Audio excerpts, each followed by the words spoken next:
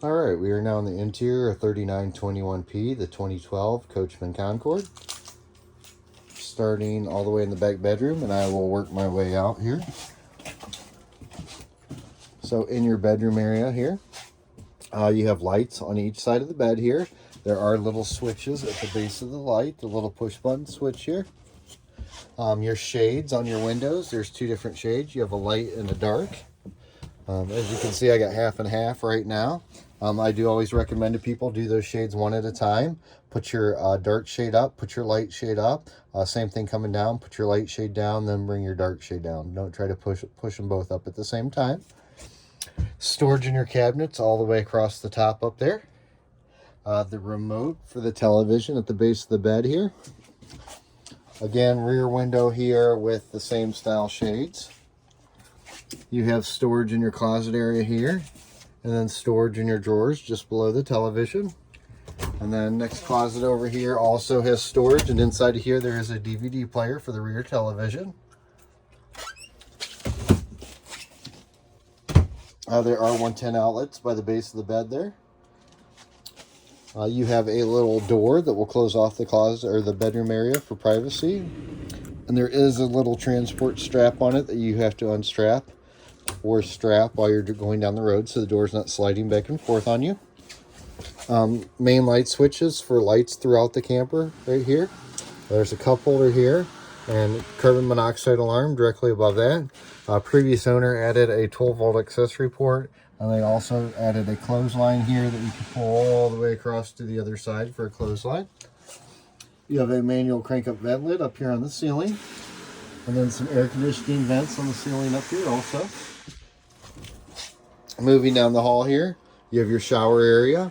The light for the shower is actually one of these. Yep, the first one I touched here, bottom left, is for your shower light. Shower's pretty standard, and there is a little sliding door here to close to, if I could close it right, there you go, to close to keep the water in. And it does have a little transport latch on that also to lock it so it doesn't go moving around on you. Across from that, your bathroom area. There's a heater vent on the bathroom floor, air conditioning vent on the bathroom ceiling.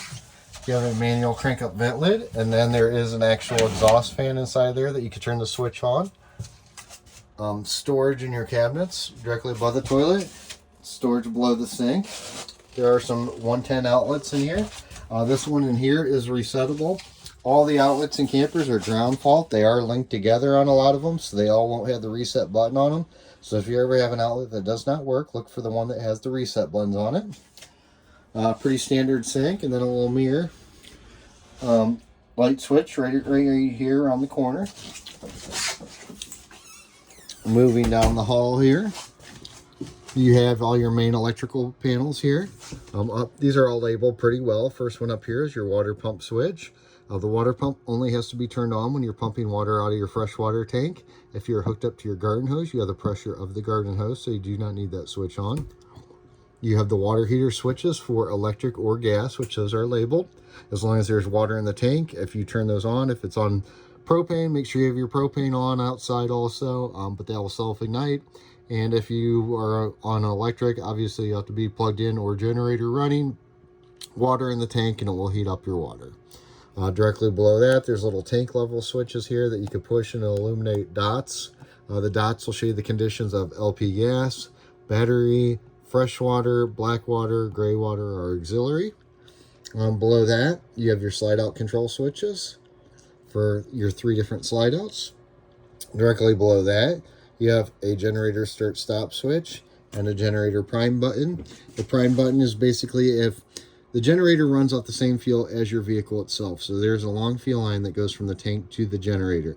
If you haven't ran it in a while, you could hit prime. It'll pull fuel all the way up that line, get it to the generator so it starts up quicker. It will still start if you actually held the start button down too. It's just, it'll be cranking over trying to pump fuel up to it, where this one is just going to pump fuel to it so it starts quicker.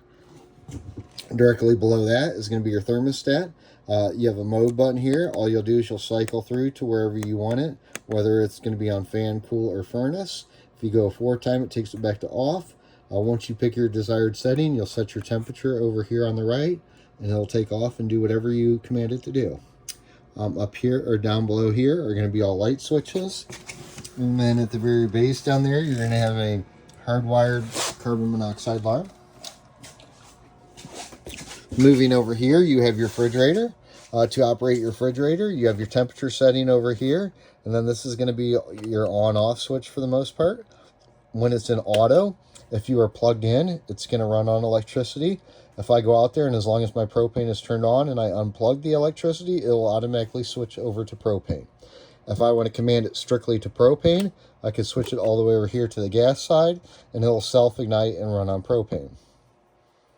These refrigerators do take a little time to cool down when you first turn them on. They're probably going to take at least 2 hours to get cold, and if you throw a bunch of warm food in it too, it's going to take even longer, so allow a little bit of time, but they do work well once they get down to temperature. Directly below the refrigerator here is going to be your fuses and breakers. Everything 110 will be on a breaker on the left, everything 12 volt will be on a fuse on the right, and those are labeled inside of there. Directly below that, there's going to be a little access door that you could unscrew. Inside of there, there's going to be low point drains and freshwater tank drain valves. So if you ever want to drain your water out of your system, that's where you'll do it. Over here, just below the sink, you're going to have storage in the cabinet below the sink. And I believe you can remove that panel on the back to gain access to the water heater bypass valve when it's time to winterize. You have a storage drawer here.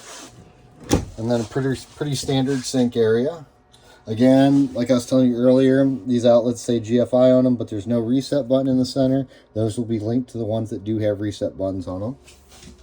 You have a little pop-out table on the slide here that somebody's added.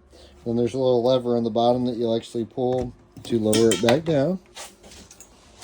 Storage in your cabinets above the sink area. Up top here is going to be your air conditioning unit. There is a washable filter on this side. If you want a big blast of air in your living area, you could open this vent. If you close this vent here, it will actually disperse the air out the round vents in the ceiling evenly, and it'll make it quieter in here. On the ceiling, you got 2 skylights, and they do have shades on them, so if you don't want the sun coming in, you can pull the shade over.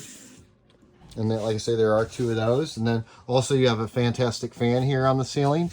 This is a manually crank up fan. You crank this knob up here, and once it raises up, the fan will kick on. There are speed settings over here on the left, and there's a thermostat here if you want to kick on and off at certain temperatures. And then as you lower, the fan will actually shut back off for you. Smoke alarm up here on the ceiling. It has been tested and is up to date. The other alarm, carbon monoxide in the bedroom, does have new batteries in it, and the other hardwired LP alarm is a hardwired alarm, so there's no batteries to replace in that one. Also up top here on the ceiling, you have an antenna crank. This has a replacement, aftermarket antenna on it. Somebody replaced it with a King antenna. It does work well, but this will crank up. The antenna will stick off the roof probably 3 feet, so you want to make sure you lower that antenna before you go driving away. Let's see here. Over here, you have storage in your cabinets all the way across the top. You have a hood light that has switches right here on the front and an exhaust fan that will vent outside when you're cooking. Directly below that is going to be your cooktop. In order to light your cooktop, you're just going to turn the knob to the light position and depress it. And then once the gas gets to it, it'll ignite and you can let off the button. You do have to do that on each of the burners. Just depress till it gets to the light position, and it'll light the burner up. At one time, this had an integrated microwave that was tied into the stovetop, and it has been replaced with a newer microwave. So the controls on here won't do anything, but you do have all your microwave controls on the front of the microwave now. Storage in your drawers and cabinets below and around the microwave. Again, same style shades on the windows up here with the lighter and the darker. And then you do have a slide style window over here on the side. There are seat belts behind this couch, and this couch is what they call a jackknife style couch. You could pick up on the front half up here, grab at the very bottom, and then pull this down, and it will lay flat into a bed area. And then to go back up, you basically reverse the process, pick up, kind of shove in a little bit, and it will go back in. And again, there are seat belts below that. Across from that couch, you have a dinette area. This will also drop down into a bed.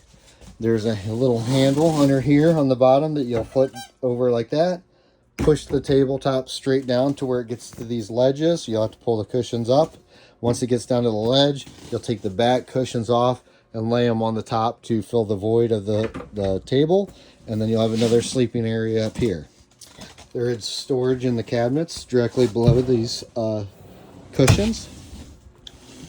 They both have magnetic drawers. And there are some 110 outlets underneath the table there also. Moving up front, you have a radio and DVD player right here. And this is the same radio that will play on the speakers on the outside. So you got these speaker settings here that you can pick which speakers you want to play. There's a remote for the radio there, and that is just Velcroed on. And then inside of here, storage cabinet. The previous owner did add a solar dome on the, or not a solar dome, a satellite dome on the top of this. So it does have a dome on the top. You have your front television up here. And then storage cabinet with some paperwork to the left of that.